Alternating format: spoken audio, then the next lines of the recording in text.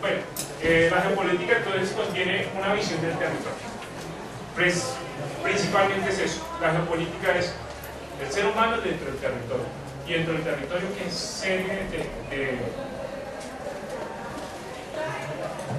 de acciones genera precisamente ahí, qué serie de asociaciones genera con nosotros y cómo organiza ese territorio precisamente. Entonces, el territorio puede ser o la universidad, o puede ser la finca, o puede ser el pueblo, pero también puede ser Colombia entera, o puede ser el mundo. Entonces, si entendemos que el territorio, o sea, todo ese marco conceptual puede ser tan grande o tan chico como queramos verlo, entendemos que la geopolítica no solo es aplicable a la finca, sino la geopolítica tiene un contexto mucho más grande, porque reconoce la presencia de otros.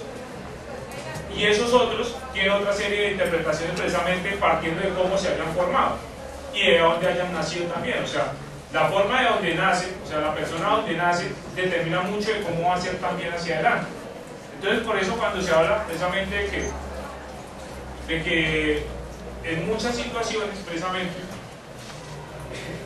en esto, por ejemplo, cuando se habla de la teoría y la lógica de clases, precisamente, se reconoce ese principio particular, que eso no significa que sea la generalidad y que sea lo único, pero sí que es real. O sea, los niños que nacen precisamente en un contexto con mejores oportunidades frente a la vida tienen una serie de respuestas frente a eso, y la forma y las personas con las que se encuentren, los sitios que visiten y con quienes se encuentren precisamente van a determinar esa propuesta de la relación de ese hombre o esa mujer con su entorno y con sus otros.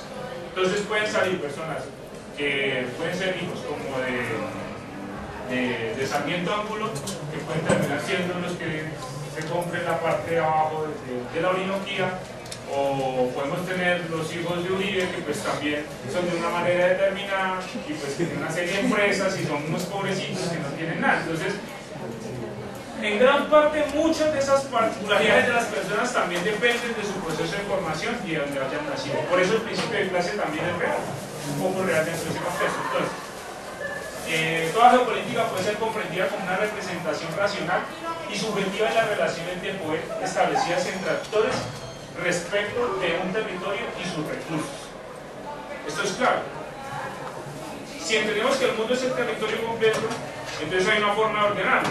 Entonces, desde la antigüedad hasta hoy en día, los procesos que se han generado han tenido una forma de ordenarse y se han ordenado en beneficio de una serie de personas, de instituciones que han determinado el cómo estemos hoy.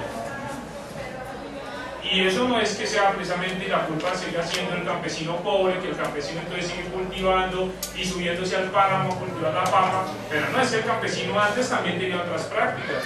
Pero llega la revolución verde y le dice al campesino: no, qué pena, usted no puede seguir guardando semillas, usted no puede seguir haciendo esas prácticas, sino usted tiene que ahora comprarme la semilla certificada para asegurar que usted está produciendo bien, entonces está produciendo a los demás y está asegurando a los otros que es una semilla buena. Además de eso, pero como esa semilla tiene unas particularidades y le caen unas plagas, toca echarle un pesticida también, toca agregarle un fertilizante determinado, porque necesita esta cantidad de macro y micronutrientes para que pueda crecer la planta. Entonces le dicen: no, eso es así, así, y entonces ahora vienen a decir que los campesinos son los más malos del país precisamente porque pues están cultivando de una manera determinada, como les enseñaron desde un proceso. O sea, la revolución verde transformó las lógicas mundiales de producción de alimentos, y eso hay que entenderlo, y hay que entender que antes había otra forma y ahora hay otra, y ahora le dicen a ellos que esa forma que tienen es mala. Entonces uno dice: venga, pero ¿cómo así? O sea, usted me dice una cosa, después me dice otra, me determina las leyes sobre las cuales me rijo, me determina el territorio donde yo me puedo desarrollar, porque a los campesinos precisamente acá les han dado los lugares donde menos a veces precisamente se produce y todo. Entonces hay que entender un poco esa lógica precisamente, y eso es la geopolítica de los recursos naturales, entender por qué unos lugares se determinan para una cosa y otros para otra, y es por eso, precisamente por esa serie de situaciones. Entonces, ¿sí? Entender la geopolítica es entender precisamente que el ser humano es una producción social. O sea, en las relaciones con el otro, pero aquí pueden haber muchas interrelaciones también más profundas que parten del principio de que si es subjetivo o es subjetivo, pero pues queremos ahondar en eso. Principalmente aquí queremos señalar es que el ser humano genera una serie de relaciones con nosotros y que esas relaciones determinan mucho de lo que es y en mucho de lo que va a pasar en el sector. Esas condiciones a través de la historia determinan una serie de situaciones particulares. Entonces, el ser humano se relaciona con su entorno de una manera determinada, pues genera un consumo, su fruto de la tierra, lo produce, o sea, le da pues un manejo determinado dependiendo de sus necesidades. Entonces, el ser humano, entonces, cuando era recolector, cogía la fruta y pues se la comía. No la lavaba siquiera, sino que se la comía a menos de que se ensuciara. Y se la comía. El proceso de producción era pues un poco ese desde ahí, es una simple general. Entonces, genera un consumo, una producción, una distribución, en este caso la distribución era con sus congéneres. Y pues, pero ya más adelante, precisamente es cuando se empiezan a romper y se complejiza un poco la cosa y es, el ser humano antes era de una manera, hoy es de otra manera determinada. ¿Por qué?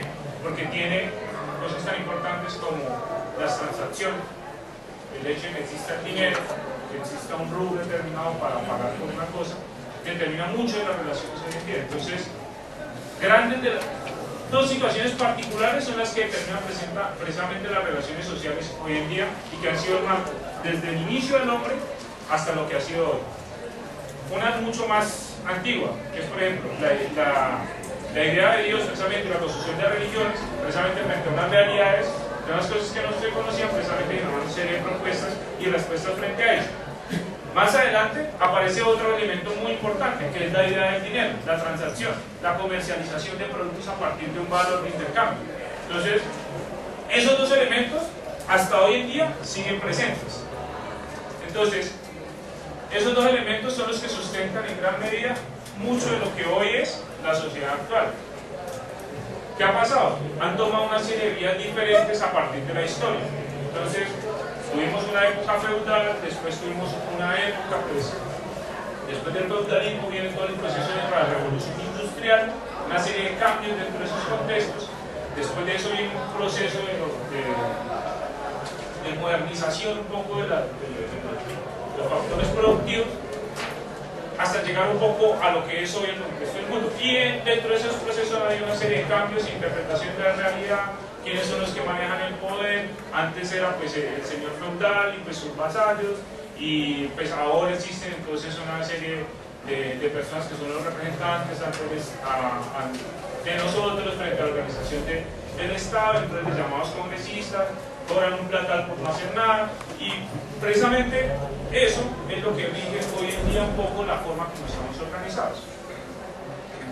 Esto simplemente es producción, distribución, cambio y consumo, es un ciclo, precisamente, no porque devuelva lo que se gasta precisamente a la tierra, como cuando una planta se muere y vuelve a la tierra, sino porque es un ciclo interminable en donde entras en ese ciclo y ya vas a estar ahí todo el tiempo.